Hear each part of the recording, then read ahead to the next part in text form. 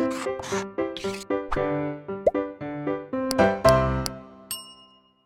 Students, blueprint digital में आपका स्वागत है बच्चों। मैं आपका physics teacher Anuj Sharma. Student, जैसा कि आप जानते हैं कि हमारी यूनिट 3 चल रही थी और वो था जो विद्युत धारा का चुंबकीय प्रभाव है। उसके बाद बच्चों हमने उसका जो अगला चैप्टर पढ़ा था बच्चों, वो था कि चुंबकीय क्षेत्र में गतिमान आवेश। तो बच्चों आज जो हम उसका नया चैप्टर शुरू करने जा रहे हैं बच्चों, जो हमारी यूनिट 3 है बच्चों चुंबकीय क्षेत्र की, उसका बच्चों नया चैप्टर का जो नाम है वो आप देख लीजिए, वो है चुंबकीय क्षेत्र में चुंबकीय द्विध्रुव। ठीक है बेटा। तो बच्चों इसमें बहुत सारे क्वेश्चन आपको मिलेंगे, बोर्ड में बहुत ज़्यादा क्वेश्चन इस पे आते हैं। इसमें मैं सबसे पहला जो क्वेश्चन बच्चों आज आपको करवाने वाला हूँ वो इम्पॉर्टेंट है, वो है एक समान चुंबकीय क्षेत्र में धारावाही लूप। लूप का मतलब कोई भी कुंडली हो सकती है बेटा, और वो धारावाही का मतलब है कि उसमें कोई धारा प्रवाहित हो रही है और अगर उसे चुंबकीय क्षेत्र में रखा जाए तो उस पर क्या प्रभाव पड़ता है। ठीक है बेटा। इसमें बहुत सारी एप्लीकेशन आप आगे देखेंगे, और जो हमारा गैल्वेनोमीटर होता है जिसे विक्षेप मापी कहते हैं, वो भी इसी के ऊपर बनाया गया है। इसके बाद बच्चों ठीक इसी पे मैं आपको एक बोर्ड का सवाल करवाऊंगा जो बहुत ज़्यादा पूछा जाता है, तो इसको बहुत ध्यान से समझना बच्चों। ठीक है। तो स्टूडेंट्स, अब मैं आपको क्या दिखाना चाह रहा हूँ उसको बहुत ध्यान से समझना बच्चों। सबसे पहले हमें एक समान चुंबकीय क्षेत्र दिखाना है बेटा। तो वो एक समान चुंबकीय क्षेत्र देख सकते हैं कि हमने नॉर्थ पोल और साउथ पोल दिखाए हैं, और इससे चुंबकीय क्षेत्र निकलेगा बच्चों नॉर्थ से साउथ की तरफ जाएगा। वो चुंबकीय क्षेत्र मैंने दिखा दिया बच्चों। इसमें एक कुंडली हमने रखी हुई है, और ये कुंडली आप ये समझ लीजिए कि ये कुंडली इस टाइम मैग्नेटिक फील्ड में है, चुंबकीय क्षेत्र में है। तो अब इस पे जो हम देख रहे हैं इसके अंदर मैंने धारा दिखाई है बेटा, जो आप देख सकते हैं धारा एंटी क्लॉकवाइज यानी घड़ी के विपरीत दिशा में इस प्रकार से प्रवाहित हो रही है। तो बच्चों मैं ये कहना चाहता हूं कि इस टाइम इस पे क्या क्या प्रभाव होगा वो हमें ध्यान से समझना है। और कुंडली का नाम है बच्चों PQRS। ये चूंकि ये जो कुंडली है बच्चों, हमने एक मेटेलिक फ्रेम पे से एक तार है, हमने सपोज कॉपर का कोई तार है उसको लपेटा हुआ है। हालांकि इसमें बहुत सारे फेरे होते हैं, लेकिन हम सिर्फ एक ही फेरे को दिखाते हैं, इसमें नंबर ऑफ टर्न बहुत ज्यादा हो सकते हैं बच्चों। ये जो आप लाइन देख रहे हैं कुंडली के बीच में जा रहा है, इसे हम कह सकते हैं कुंडली का अक्ष। कुंडली का अक्ष बेटा। अब बच्चों बात ये आती है इस कुंडली पे प्रभाव किस प्रकार से चेक करेंगे। तो बच्चों मैं आपको डायरेक्ट सीधी सी बात बताता हूं। सबसे पहले अगर मैं PQ भुजा पर देखूं बच्चों, PQ भुजा, तो बच्चों हम जानते हैं कि PQ भुजा में करंट जा रही है और ये एक धारावाही चालक की तरह काम कर रहा है। और चालक अगर किसी चुंबकीय क्षेत्र में हो तो बेटा क्या होगा, एक उस पर विद्युत बल लगेगा। उस बल को बच्चों अगर हम देखें तो कैसे निकाल पाएंगे। तो बच्चों वो आप जानते हैं हम फ्लेमिंग लेफ्ट हैंड रूल से निकालते हैं। तो बच्चों उसको अगर हम देखें तो चुंबकीय क्षेत्र हमारा इस दिशा में, ये हमारा चुंबकीय क्षेत्र है, ये बच्चों में धारा की दिशा हो गई। तो बच्चों ये जो बल आएगा बाहर की तरफ आएगा, यानी ये जो PQ भुजा है बाहर की तरफ आएगी। ठीक है बेटा। इसको हम ऐसे दिखा सकते हैं इस प्रकार, इसे F1 मान लेते हैं। ठीक है बच्चों। अब बात ये आती है बच्चों, वैसे तो हम डायरेक्ट भी देख सकते हैं, ठीक इससे विपरीत वाली भुजा अगर देखें बच्चों, तो विपरीत भुजा में अगर आप देखें RS में जो धारा है बच्चों विपरीत दिशा में जा रही है, तो जो बल इसमें बाहर की तरफ लग रहा है बच्चों, इसमें वो बल अंदर की तरफ लगेगा, इसलिए कुंडली ऐसे मुड़ेगी। तो हम कह सकते हैं बच्चों इसमें जो बल लगेगा बच्चों इस प्रकार लगेगा अंदर की तरफ। ठीक है बेटा। अगर मैं इसे F1 मान रहा हूं और यहाँ पे F2 मान रहा हूं तो इसे F3 मान लेते हैं। इस प्रकार बच्चों ऊपर के ही फोर्स देख लेते हैं। तो बच्चों अगर हम देखें कि इसमें तो धारा इस प्रकार से जाएगी, ऐसे करके ऐसे निकलेगी। ठीक है बच्चों। इसे अगर हम देखें तो ये हमारा चुंबकीय क्षेत्र होगा बेटा। और अगर हम इसमें बात करें चुंबकीय क्षेत्र, और ये हमारा इस तरीके से ऐसे कर ले, तो इस तरीके से समझिए, अगर हमारी ये कॉपी ऐसे रखी हुई है नीचे की तरफ और चुंबकीय क्षेत्र ऐसे बेटा, और धारा की दिशा में ऐसे मिल जाए इस तरीके से, तो बल कहां लगेगा बेटा, बल लगेगा ऊपर की तरफ। तो इसको हम थोड़ा सा ऐसे देख सकते हैं, ये हमारा चुंबकीय क्षेत्र है, ये हमारा बल इस तरफ, धारा इस तरफ आ रही है, तो बल ऊपर की तरफ जाएगा। तो बल ऊपर की तरफ जाएगा तो इसका नाम क्या रख सकते हैं बेटा, F2। अगर इसमें ऊपर की तरफ जाएगा तो इसमें धारा बच्चों ये वाली इससे विपरीत जा रही है, तो इसमें कहां जाएगा, नीचे की तरफ, इसका नाम F4 रख दें। तो बच्चों बात समझने वाली बात यह है कि इसमें क्या चारों फोर्स काम के हैं या कोई एक बल काम का है। तो मैं आपको बता दूं बच्चों F2 और F3 F4 इनका अक्ष समान है बेटा, अक्ष समान है। तो बच्चों इनका अक्ष समान है और ये इक्वल भी होंगे। क्यों होंगे इक्वल, आप जानते हैं धारा समान प्रवाहित हो रही है, चुंबकीय क्षेत्र समान है, तो हम कह सकते हैं चुंबकीय क्षेत्र समान है, चुंबकीय क्षेत्र समान, और धारा कैसी है बच्चों, समान। तो बच्चों कैसे होंगे, बराबर होंगे, लेकिन बच्चों विपरीत दिशा में। अगर F2 हम F4 की बात करें तो एक दूसरे के विपरीत दिशा में होंगे। तो हम कह सकते हैं कि F2 प्लस F4 इनका सम बेटा कैसा होगा, 0 होगा। यानी इन दोनों बलों का बच्चों कोई भी जो प्रभाव होगा इस कुंडली पे नहीं पड़ेगा। तो किन किन बलों का प्रभाव पड़ेगा बच्चों, F1 और F3 का, और वो किस प्रकार से पड़ेगा उसे हम आराम से देखते हैं। ठीक है स्टूडेंट। तो स्टूडेंट अब बात करते हैं F1 और F3 की। तो बच्चों F1 F3 पे आप बात करें कि अगर मैं आपको दिखाऊं कि F1 जो है बाहर की तरफ लग रहा है, F3 पीछे की तरफ लग रहा है, तो बच्चों ये क्या होगा, ये बल युग्म बनाएंगे और इनके दोनों के अक्ष लगे, एक का अक्ष ये है, एक का अक्ष ये है, तो ये आपस में कॉन्साइड नहीं कर रहे, समान अक्ष इस तरीके से होता है बेटा, एक ही एक्सिस पे, और ये अलग अलग है। तो एक कुंडली को की भुजा को इस तरफ देगा और एक कुंडली भुजा को बाहर निकालेगा, तो बच्चों कुंडली इससे घूमेगी। तो बात ये आती है बच्चों, जो F1 होंगे और बराबर F3 होंगे, ये इक्वल होंगे लेकिन एक बल युग्म बनाएंगे बेटा, बल युग्म, बल युग्म। तो बच्चों जो बल युग्म लगेगा, ये एक बल आघूर्ण लगाएगा कुंडली पर, बल आघूर्ण, बल आघूर्ण, जो कुंडली को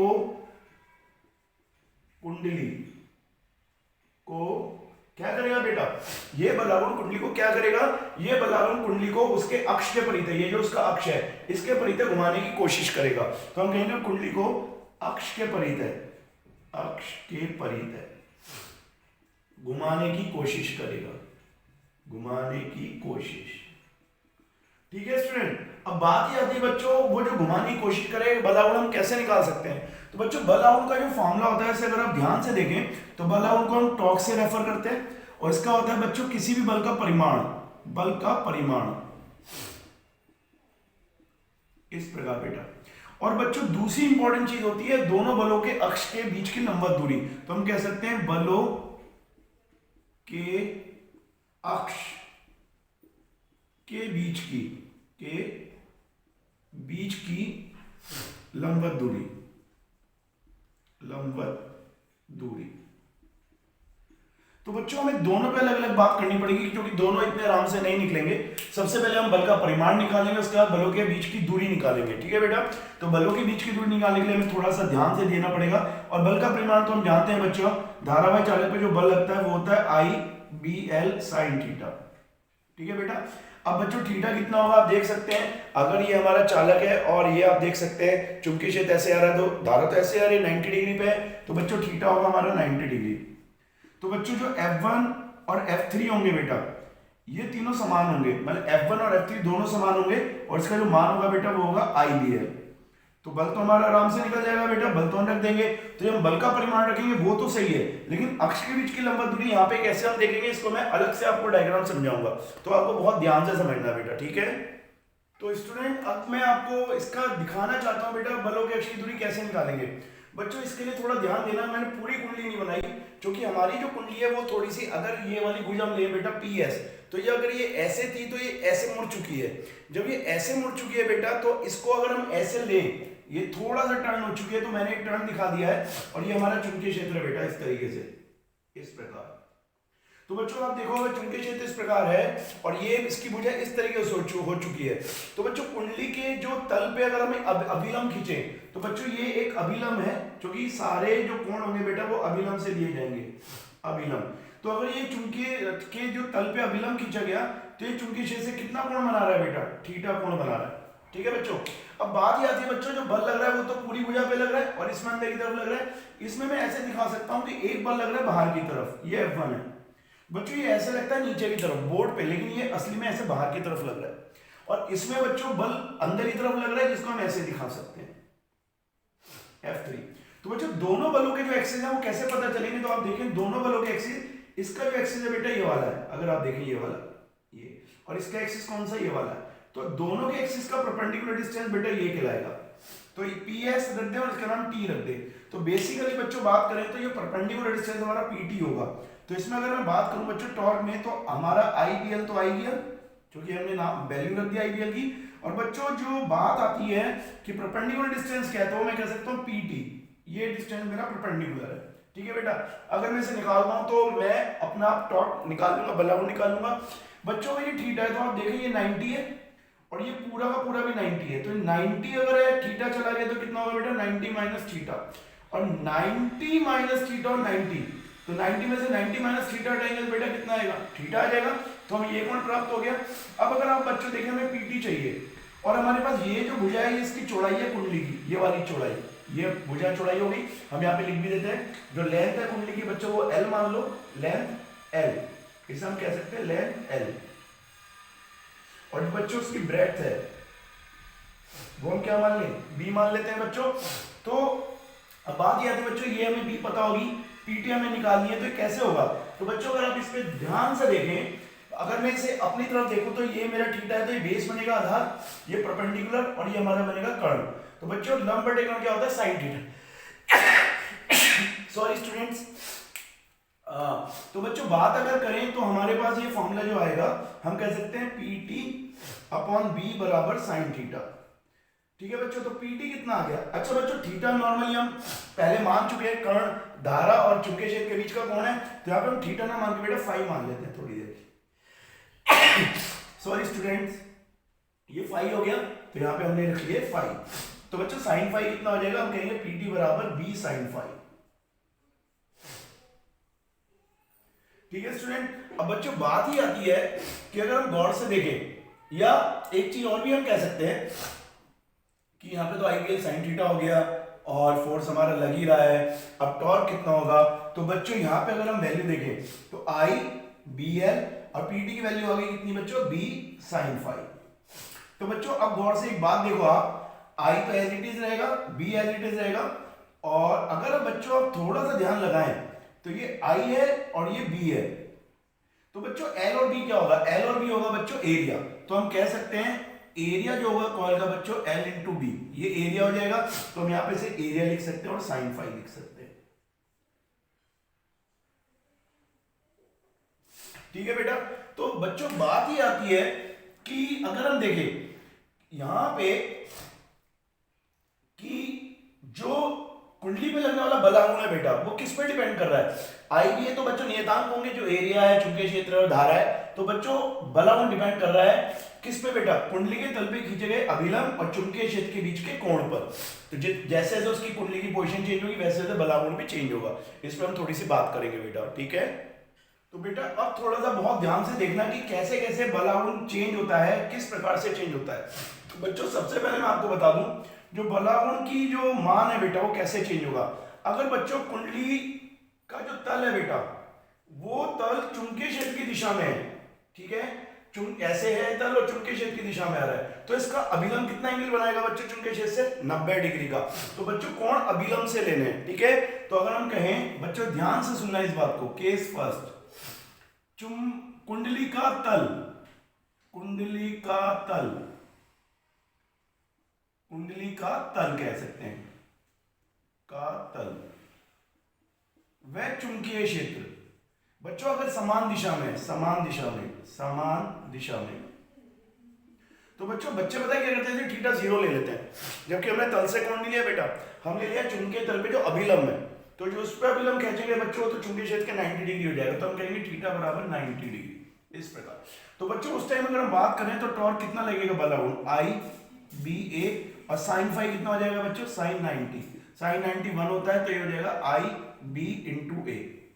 बच्चों अगर कुंडली में तार के फेरों की संख्या कैपिटल N मान ले तो हम कह सकते हैं N I B A, तब ये वाला फॉर्मूला ले सकते हैं। N तो बच्चे तार की संख्या है, नंबर ऑफ टर्न्स, तो उससे मल्टीप्लाई कर देंगे, कोई फर्क नहीं पड़ेगा।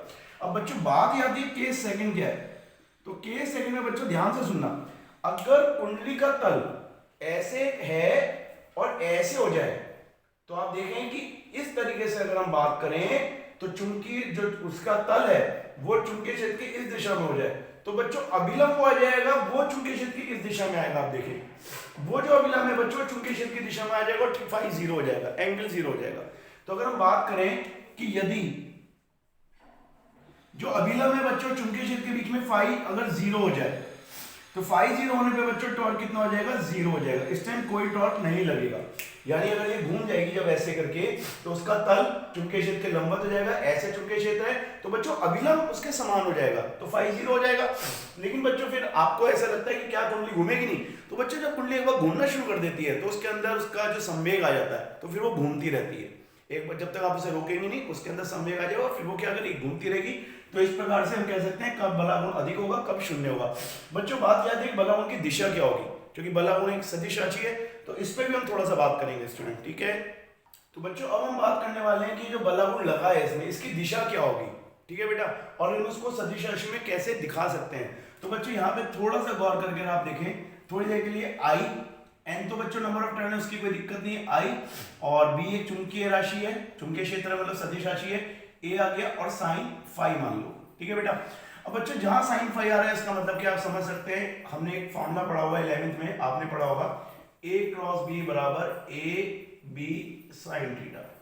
दो वेक्टर अगर साइन थीटा आता है तो बच्चों वो दो वेक्टर के बीच में हमेशा सदिश गुणा होता है, तो इसको हम ऐसे लिख सकते हैं बच्चों एन, और थोड़ी देर के लिए अगर हम बात करें बेटा इसमें थोड़ी देर के लिए अगर आप देखें तो आई तो अदिश राशि है, लेकिन आई बच्चों हमेशा एरिया के साथ लिखी जाएगी इस प्रकार, ठीक है बच्चों।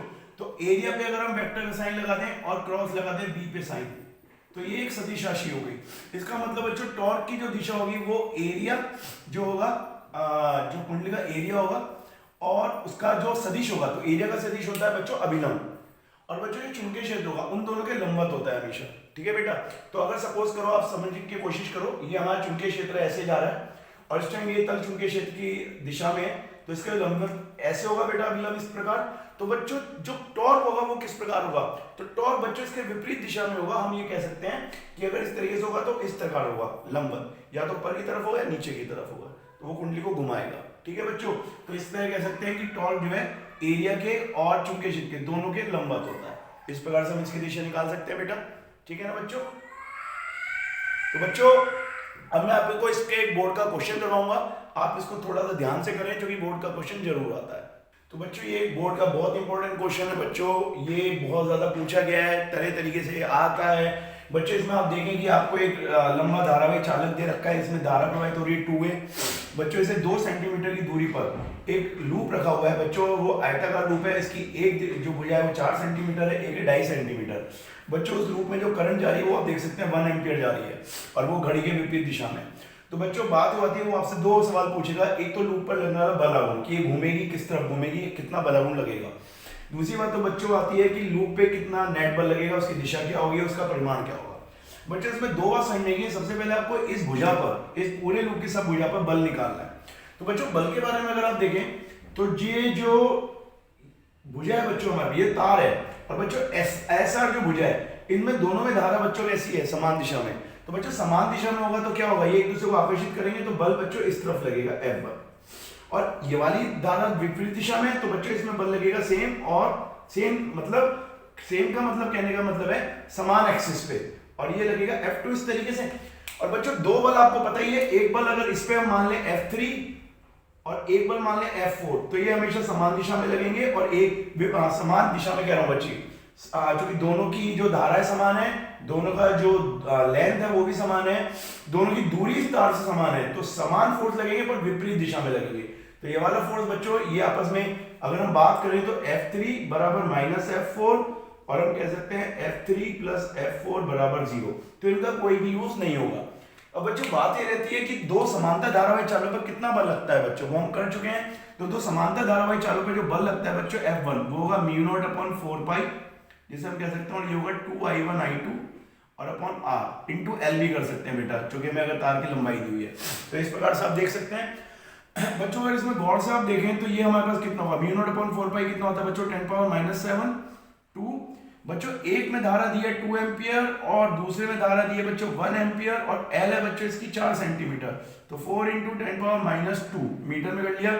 R बच्चों 2 सेंटीमीटर है तो 2 × 10⁻⁻2 ये भी मीटर में आ जाएगा बच्चों। यहां से हम F1 की कैलकुलेशन करेंगे।